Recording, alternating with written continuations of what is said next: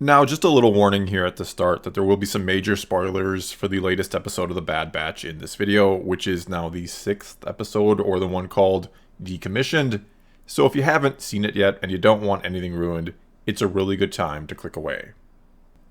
Okay, so I gotta kick this off by saying I was a little surprised to see the return of the Martez sisters, who we were first introduced to during that Ahsoka walkabout arc in Season 7 of The Clone Wars, an arc that wasn't exactly everyone's favorite, and that maybe felt like an appetizer to the main course of the season, which was the Siege of Mandalore arc. Though yes, you can certainly argue it was an important arc for the growth and story of Ahsoka, as it showed her the people's perspective and how the common folk of the galaxy really felt about the Jedi and the war, the impact it was having on them, and it basically convinced her she is a Jedi even if she doesn't call herself one, or at least she still acts like one. And speaking of that last arc of the ending of the Clone Wars, we may very soon be finding out what exactly happened to Ahsoka and or Rex after it, what they're up to now in the early days of the Empire, since whoever the Martez sisters contacted at the very end of the episode is almost undoubtedly either Rex or Ahsoka, and my guess is that it is Ahsoka, and the only reason I suspect Rex is, well, because we saw him in the trailer, so we know we're going to see him in an episode sooner or later.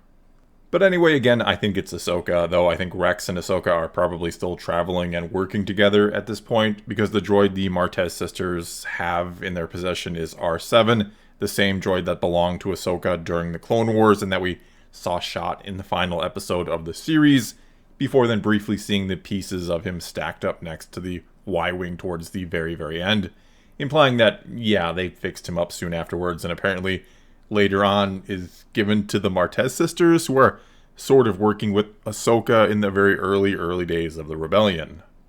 Or at least that's what seems to be the case, which, if true, is another departure or change from what was established elsewhere in the new canon, another change from what we learned or saw happen in the Ahsoka novel, a book that was already all but retconned thanks to the Siege of Mandalore arc, or at least its sort of interlude chapters were retconned or changed, because those gave us a different version of what happens during the Siege of Mandalore, and mainly between Maul and Ahsoka and how the whole thing ends,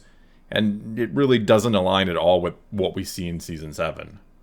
Furthermore, in that book, a book that takes place in the years following the end of the Clone Wars, Ahsoka doesn't immediately start working for the Rebellion or anything close to it, like is clearly, I think, being implied here in this latest episode of The Bad Batch, that she right away starts to fight back against the Empire in some capacity. Instead, very long story short, she actually goes into hiding for quite a while, and only later down the road does she sort of stumble into Bail Organa, and then becomes the first Fulcrum agent for the Rebellion.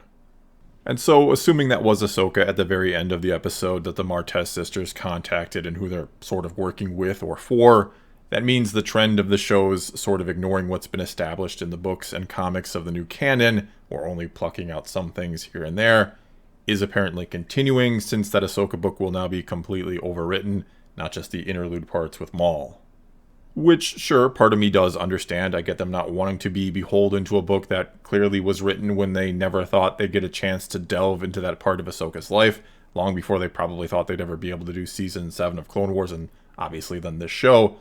Not to mention, after Season 7 of Clone Wars, I think it makes more sense for Ahsoka to right away sort of join the fight against the Empire, then go into hiding for years, essentially.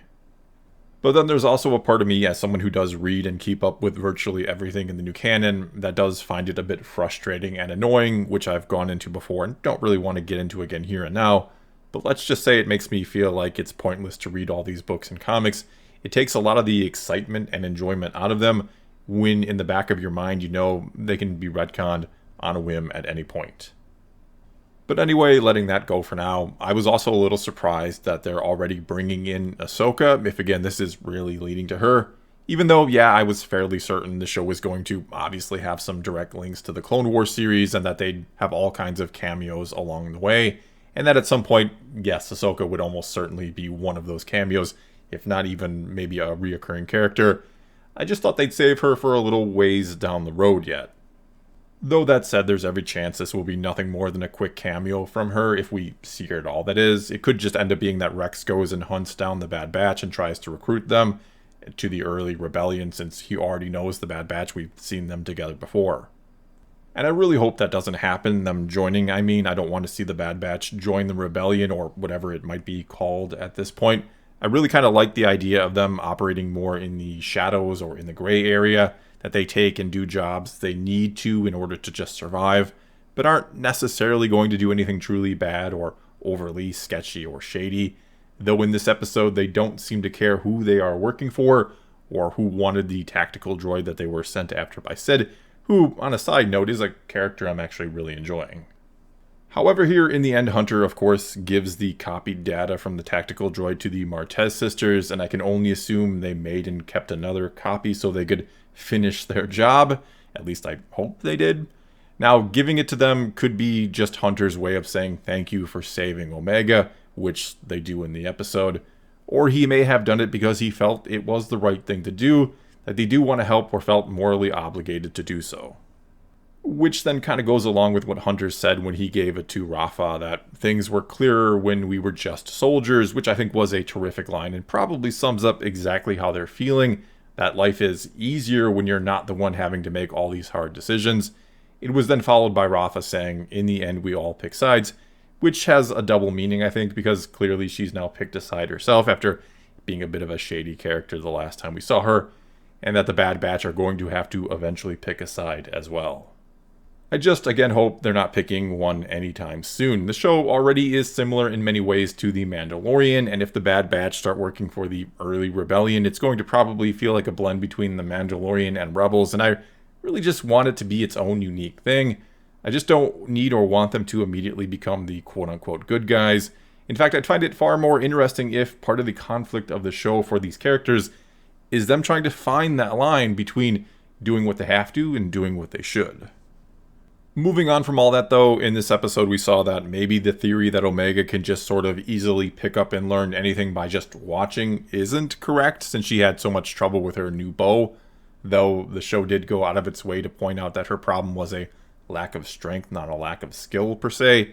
and by the end of the episode she seemed to be getting the hang of it easily enough, so who knows what the deal is with her, but I think that's a picture that will mostly clear up by the end of the season. I think we're going to know pretty much who and what she is exactly before this season is said and done.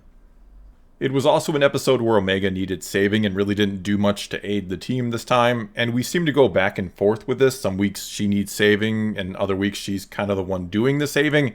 and I really hope we can kind of get away from this formula eventually to find the middle ground between saving the day and needing to be saved, to kind of just let her be there sometimes.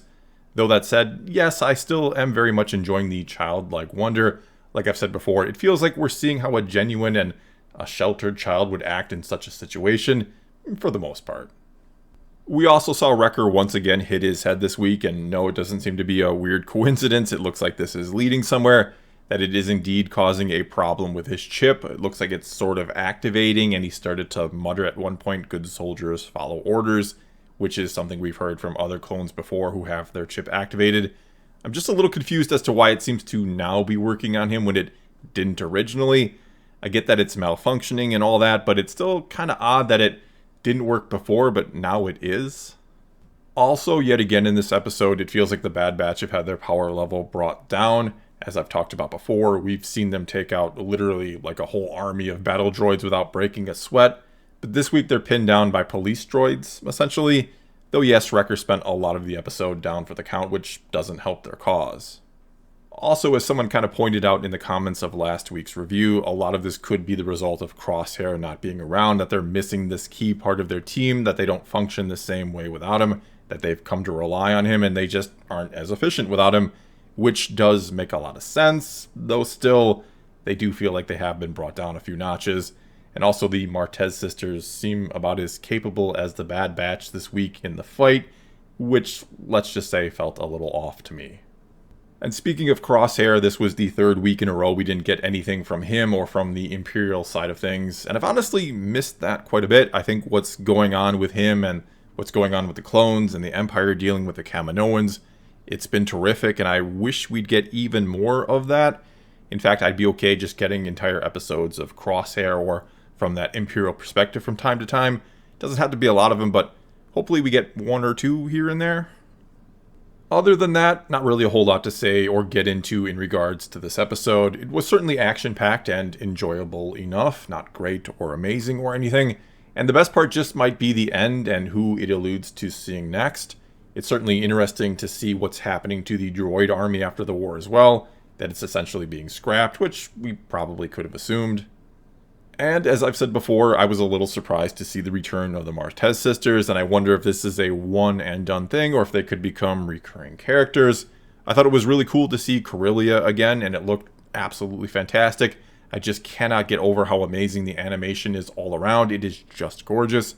And as crazy as it might seem to say, you know, in a lot of ways, I think Star Wars does lend itself better to animation than even live action. But anyway, other than that, unless I'm forgetting or missing something, it was just another good episode, I'd say. Well, that's all I've got for you this time. Now it's your turn to tell me what you thought of this latest episode, or what you're thinking of this series in general now after 6 episodes. Is this what you were hoping for and expecting, or not? Whatever the case may be, leave a comment below and let's talk some Star Wars. And until next time, thanks for watching.